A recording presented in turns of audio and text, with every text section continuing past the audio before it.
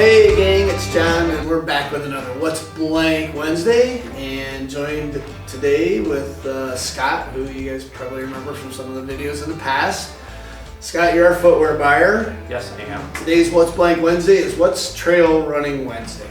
And from the days when I used to buy shoes for the store, Right. it's always been a kind of a confusing category, even as a footwear buyer, because these all look the same. They look like running shoes. Some people call it trail running.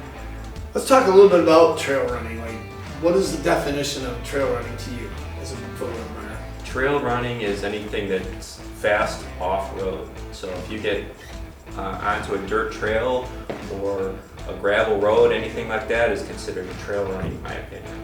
Okay, so we've got some nature trails out by my house. I love to run on those. They're uneven, they're rooty. This is Grand Rapids, Michigan. We don't have a lot of steep, climbing, rocky things, right? So, Right. You don't have to deal with cars. You don't have to deal with hard pavement. It's all softer. If you fall down, like I tend to do when I trail run, it's a nice soft landing.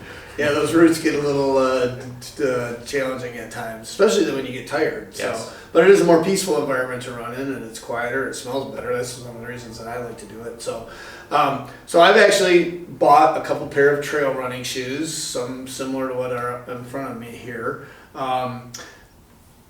So there are trail running shoes. This isn't a running shoe. What makes it different than a running shoe? Because this certainly looks like a running shoe. So it looks like a running shoe. In all intents and purposes, it's built like a running shoe except for the outsole. The outsole is not, it's luggier than a regular road running shoe.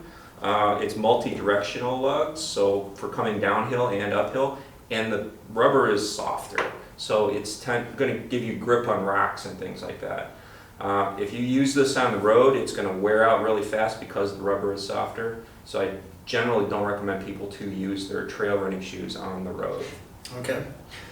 So there's some pretty visible differences. Compare these two for us. So this is going to be your average run-of-the-mill trail running shoe. It's very much like a regular running shoe, just with a different outsole. And what is this? This is the Sense Ride 5 from Salomon? This is Salomon Sense Ride 5. This one is the North Face Alta Mesa 300. This one is more plush. This one's got a lot more cushioning to it. It's kind of a Hoka-like feel. Everybody's talking about Hoka because of the ton of cushioning. This is kind of what people are looking for nowadays because they want that extra cushion. Personally, I wouldn't like this much cushion in a trail running shoe. I don't think you need it, but that's what people are asking for, is the more plush. Yeah, I imagine those of you that are watching this, or a lot of you that are watching this, are familiar with Hoka. Hoka's always been the marshmallow shoe for me, like the big fat bottom. I've owned them. They are very comfortable. Yeah. But the stability, because you're up higher, a little awkward at first. Right. So North Face is an outdoor company Yes. that makes shoes. Would we trust the North Face, like an outdoor brand, maybe over a running shoe brand, to build these? And when you look at this stuff, do you feel there's value in that? Yeah, I think there is. In fact, we don't carry a lot of true running brands other than Ultra and On. Those are our only two running brands, but we carry their off-road stuff. Okay. This is a shoe that I am in love with, but it's a little different than what we've been looking at, right? Right. This is the Crossmax from Salomon, or Speed Cross, I'm sorry, been changed. I use this for adventure racing. Yes. So this is no cushion. No cushion. It seems a little, well, I know what it is. It's more rigid. Right. I like it because I don't feel my pedal clips through it when I'm riding my bike. Right. Super luggy outsole. Lots and lots of traction, even in garbage.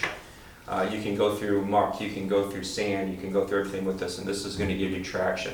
But it's really for those adventure racers, or for some people that are really getting off-road. It's a little bit lighter, a little bit faster, not as much cushion, maybe not quite as much of a train. I don't actually train in this very often. I just generally use it for the race, but it is in that category. And if you've had problems with traction on these, this would be very awkward on the road, wouldn't it? Mm-hmm. Yeah, it wouldn't be comfortable at all. This one's also Gore-Tex, so this is going to be waterproof. These are not. Okay. And last I had you pick out the Ultra. Mm-hmm. Because in my mind, this is a trail running shoe. It looks just like this, right? But you're telling me this is not a trail runner. So Ultra is a running company, but they make an entire line of hiking shoes. This is their hiking shoe. This is the Lone Peak. It's a very lightweight hiking shoe. It's built on the same platform as a running shoe, but it has a rock plate in there to give you a little bit of protection underneath. It still has the multi-directional lugs like a trail runner, a little bit more durable than a trail runner, but you could use this as a trail runner, but most people are going to use this as a hiker. This is their premium hiker. It seems like that would be another alternative to maybe the Speed Cross if you're looking for something just a little bit less technical, a little bit more comfortable, but you still wanted a multi-sport type of a shoe. So, because I could see this being used as a hiking shoe, you know, with the way that it grips and the rest of it. So you can certainly use all of these as a hiking shoe. They are built for off-road. They are built for trails. So if you are just out there doing a day hike, you can certainly use this as a day hiking shoe. You can certainly use this off-road. They are perfectly all off-road capable. Just because you're not running doesn't mean it's not a capable shoe. Well, I'm not sure that clarifies a whole lot. It definitely gives you guys some definition on why there are differences out here and what defines a trail runner versus a hiking shoe.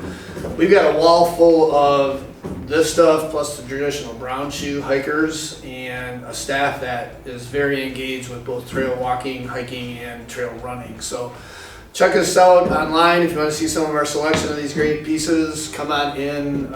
Fit, socks, accessories, insoles, all that stuff are very important no matter whether you're trail running or hiking.